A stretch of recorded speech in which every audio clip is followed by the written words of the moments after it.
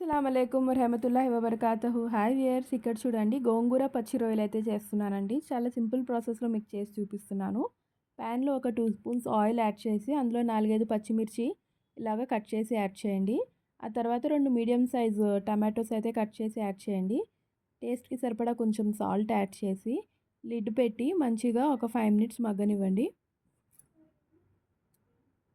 ఇక్కడ గోంగూర రొయ్యలు చేస్తున్నాం కాబట్టి రొయ్యలు ముందుగా మనం క్లీన్ చేసి వాష్ చేసి పెట్టుకున్నాం మంచిగా.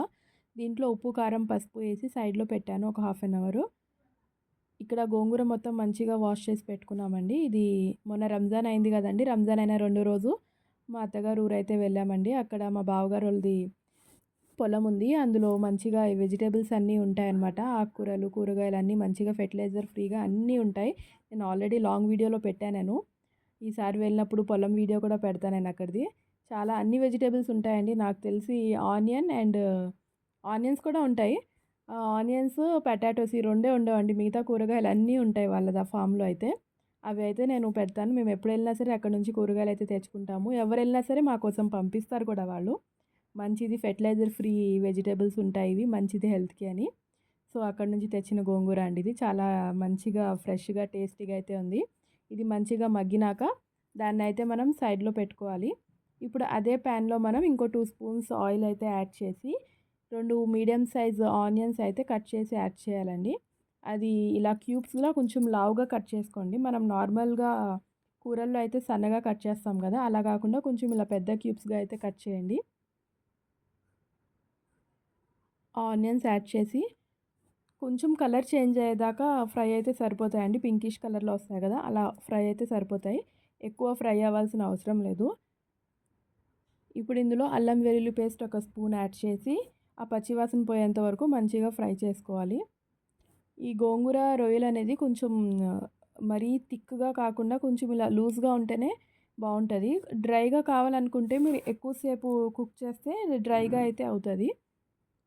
సో, ఇక్కడ అల్లం వెల్లుల్లి పేస్ట్ యాడ్ చేసాం కదా ఇప్పుడు. ఇది కూడా మంచిగా ఫ్రై అవ్వనివ్వండి. ఒక 2 మినిట్స్ ఉంటే ఇందులో ఉన్న పచ్చివాసన కూడా మొత్తం పోతది. రొయ్యలతో ఇంకేమేమి కాంబినేషన్స్ చేయొచ్చు అనేది మీరు కామెంట్ సెక్షన్‌లో అయితే మెన్షన్ చేయండి.